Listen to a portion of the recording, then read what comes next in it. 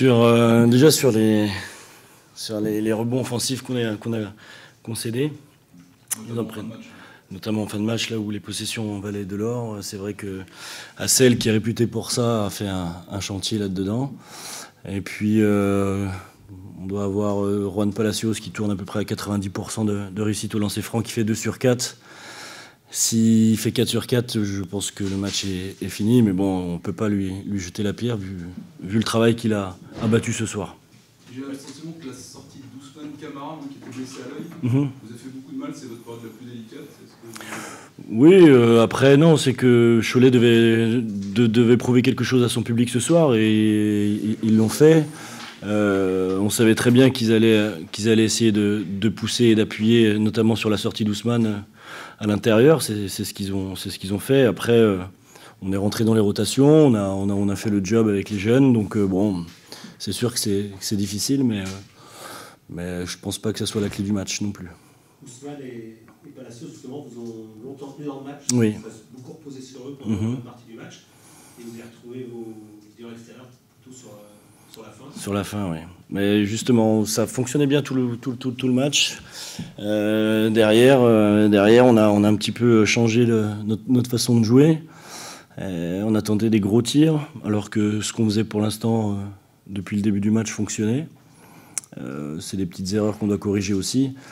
On a gagné une fois en prolongation au Portel, on perd une fois ici. Bon, mais voilà, il faut qu'on apprenne des défaites, et notamment dans la gestion des fins de match. Ça, c'est une équipe qui était dans le doute par rapport à ses résultats. Vous passez devant dans le 4e carton, je crois que vous êtes même 5 points devant. On a le sentiment que le plus dur est fait pour vous?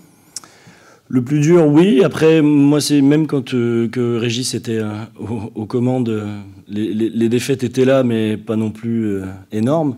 C'est une équipe qui était malade, mais qui est quand même là et qui a battu Nanterre ici après prolongation, qui a longtemps dominé Dijon chez eux, et on connaît quand même le niveau de Dijon cette année.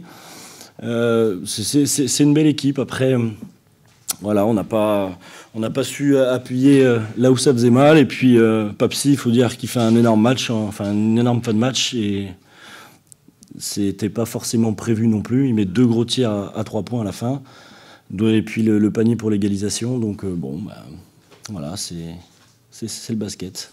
Vous avez manqué un peu d'expérience dans ce domaine, il vous a manqué quand même Mike. C'est ça, c'est l'expérience de Mike qui est là aussi qui est le grand frère. Et il s'est fait mal au genou hier à l'entraînement.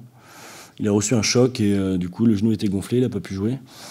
Donc c'est pour ça, on est une équipe qui est assez jeune. Même le meneur, Justin Robinson, n'a que 23 ans. Et s'il n'est pas canalisé sur le terrain, parce qu'on peut faire ce qu'on veut lors des temps morts, mais sur le terrain, il faut aussi qu'il soit canalisé. Et là, Mike joue un rôle important. Donc voilà, ça fait partie du jeu. Il y a des blessés partout. Là, c'était chez nous ce soir. Bon, on va pas trouver d'excuse qu'on a perdu parce que Mike n'était pas là. On a perdu contre plus fort que nous ce soir. Voilà, Cholet mérite sa victoire et on va certainement pas lui enlever à cause de Mike.